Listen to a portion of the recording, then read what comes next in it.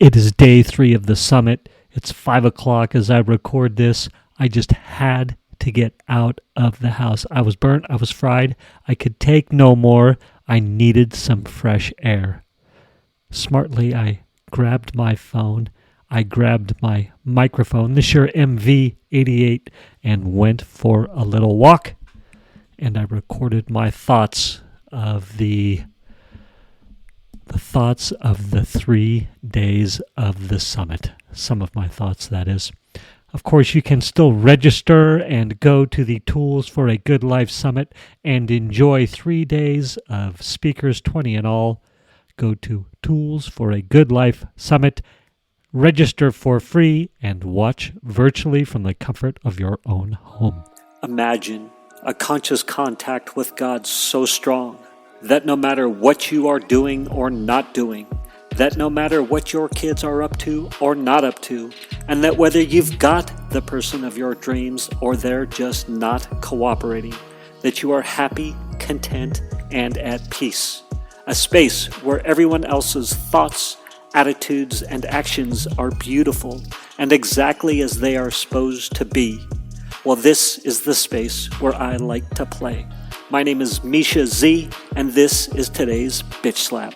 Join me as I shed light on the thoughts, actions, and attitudes that are causing you pain, and we train our minds to go to the capital S inner self, the joy that is waiting for us, the God within. When is the best time to record? Now is the best time to record.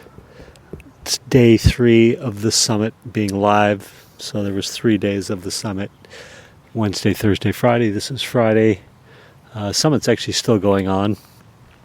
It's about 5 o'clock as I record this, 5 p.m. I had to walk away and get some fresh air.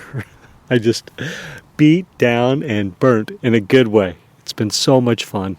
What I want to talk about on this episode, which I will get to, is about some promotional efforts, some adjustments that I made that really helped increase the registration numbers. As I record this, there's 460 something registrants. There was the VIP upsells. There was 25, I believe. The reason I hesitated saying that is I'm like, am I supposed to say these kind of numbers on the podcast? But I'm going to go the full disclosure route and go with there's nothing to hide. And cool experiences along the way,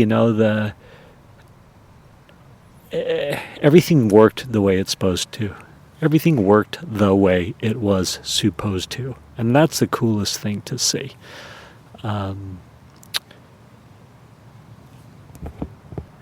So the registration page, it enticed people to register. So, the marketing, giving the other speakers marketing, myself marketing,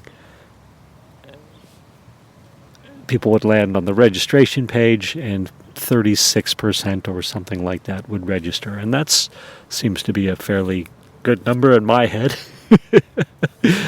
And then a percentage of those that registered right away bought the VIP package. By the way, everybody can still go see the summit, toolsforagoodlifesummit.com. And it actually is available. It will be what we call evergreen, so people can enjoy the experience, get their 3 free days, and then upgrade to the VIP pass if they want to. It'll just be a little different experience, but generally speaking the same. What else went the way it was supposed to?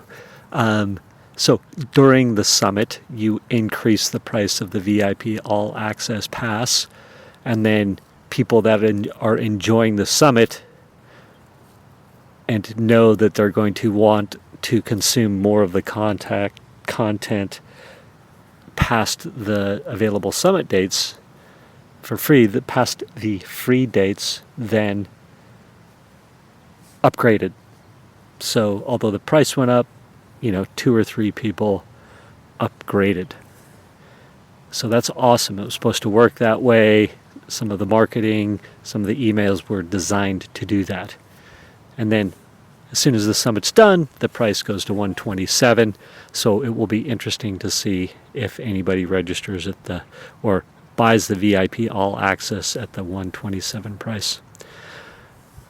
So those are all cool things that happened. They just didn't necessarily happen at the scale I wanted them to, right? So I got to see everything work. It would have been fun to have the numbers be bigger, i.e., instead of 450 people registering, which I'm actually very happy about. That's a great number. And it's not done, and, it will go on in perpetuity, and I'll have an opportunity to continue to increase those registrations. But, the VIP All Access purchases, if I'd have had 2,000 registrants, then I'd have had 100 VIP All Access Pass purchases, and then I'd have had, 20 during the summit purchases, et cetera, et cetera. So, but it was fun and very gratifying to see the systems and the processes work. So, to get to the point, which we're already at 5 minutes, I should probably save that for another episode. I am going to save that for another episode. The things that I changed in my marketing tactics that saw a direct increase in marketing with the speakers. So you have that to look forward to in the next episode. Another really cool thing that happened, or didn't happen, I would say, is there was very few problems registering. I was very concerned, or logging in to the Summit platform, the membership area. It all went extremely smoothly.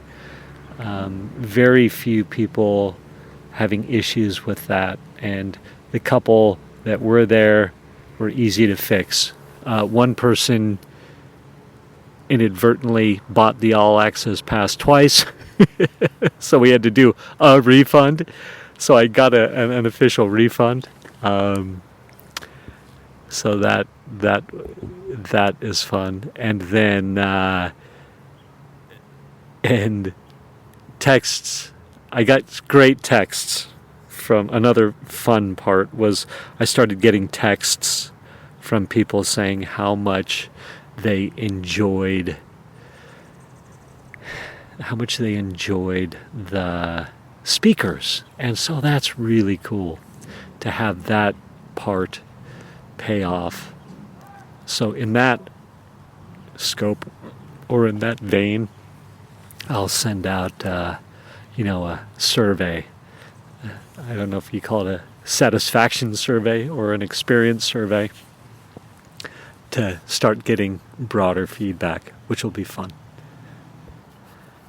And I think that the other poignant thing to talk about is the record an episode. If you're trying to do content and be consistent, oftentimes it's just producing the content, just doing it instead of waiting for the perfect time. Because as I said on a previous episode or two fairly recently, I've been so busy with the Summit launch and dealing with the details that I kept waiting for this great time to have concise thoughts, and it just was never happening. There's always more to do. And so to leave the house, walk, bring the mic, it's been very fulfilling again to have some stream of consciousness going, and I'll end with this. Well, I'm going to encourage anybody who's trying to produce content, just write the blog. Just write it. Messy action. If you're going to record a podcast episode, just do it. You can wait for the perfect time the perfect episode, you'll be waiting a long time. And I actually forgot the other point I was going to say. So produce your content, get it out there. It feels good to be doing that again and not waiting for the perfect moment. The other point definitely seems to have eluded me, which is hilarious. And I've paused twice trying to have my brain suss it back out, but it isn't. So I will say this, that I was very hopeful that when the summit, day 3 of the summit was done, that I would have some freedom. But per every other milestone, it's just opened up another can of worms. So now there's all the end of summit emails to speakers, to participants, and there's all these different segments that get emails, and oh my gosh, and then you have to work on the tech to get the summit to be able to keep going, to keep working after those 3 days. Oh, what an order. Pandora's box just opened a little more. Thank you for spending time with me today. As someone who is committed to growth and service to this world, I so appreciate your willingness to come with me, go within, and serve our world through change. If you found value in this podcast and you know someone who can use this message, share this episode with them. Share it so our mission can be achieved one episode at a time. And of course, subscribe so you can hear more.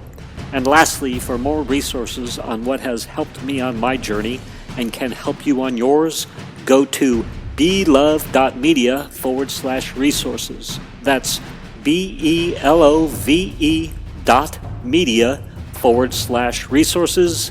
Thank you again for listening.